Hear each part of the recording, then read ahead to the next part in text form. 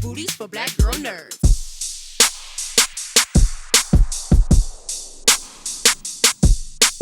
Thanks so much for taking the time to speak with me. I appreciate it. Of course. Happy to be here.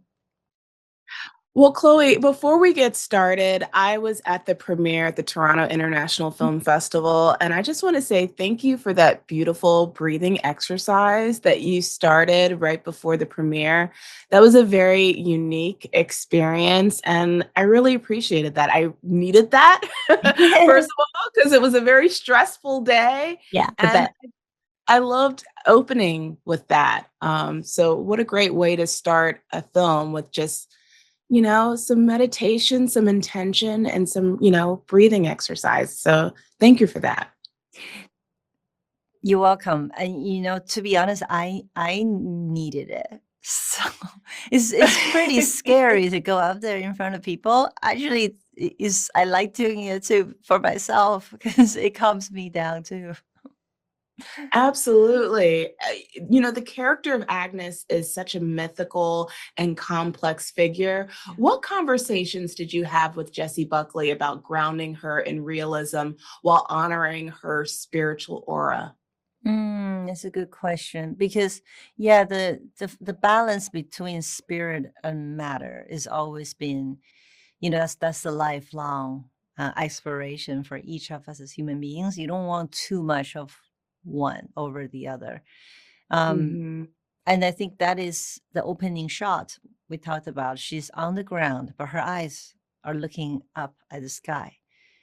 Right. It's like, so she's yearning for the spirit, but her hands are on the ground. And I think that's Jessie in a nutshell. She is an Mm. incredible channeler. She's she's a great writer as well, Jessie. And through her writing, through her creativity, she's very connected to the spirits. But then she knows how dangerous that could be if that becomes untethered completely. So she also she lives in a 500-year-old house. And she's always, her hands always in the dirt. She will bake bread in these ovens that belongs to the museum.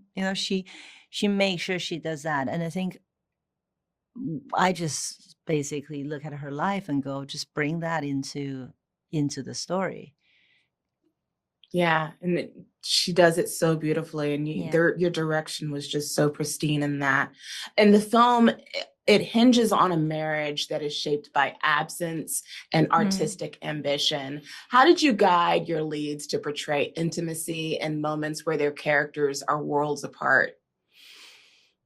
I think, because we all work in this business, so we understand what that's like. So I think every one of my actors, Paul and Jessie, they both understand the tenderness and the bittersweetness of loving someone from afar. Yeah. Right. And there is not just all bad. That yearning, that kind of, letting someone go and allowing them to grow into their full person, and living in the tension of the fear that their growth might mean that we might lose them. But that's loving in a more mature way.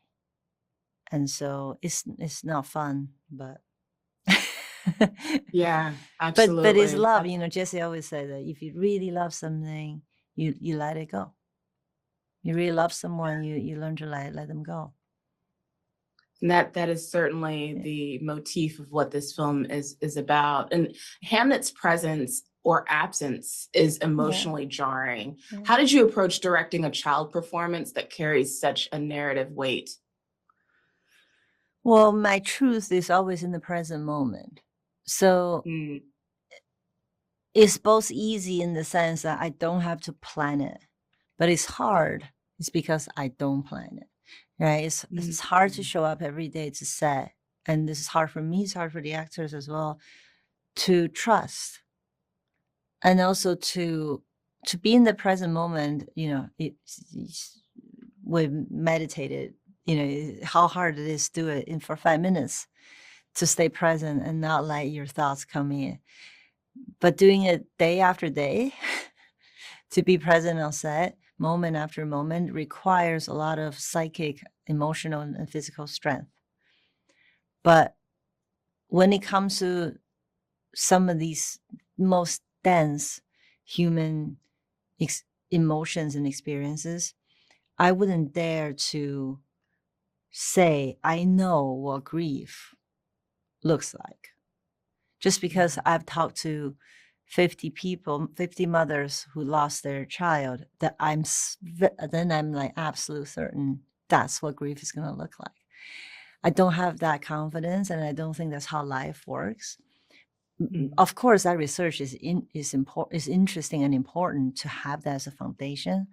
But on the day, in the moment, the chemistry between Jacoby and Jesse and the energy of the crew around them and the other cast members, there's 50% of our attention needs to be paid to what naturally comes through moment by moment.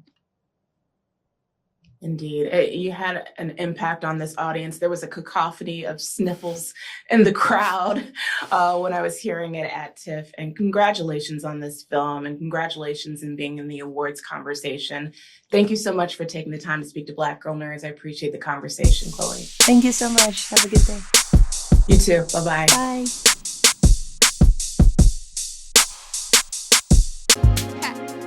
Better shake your booties for Black Girl Nerds.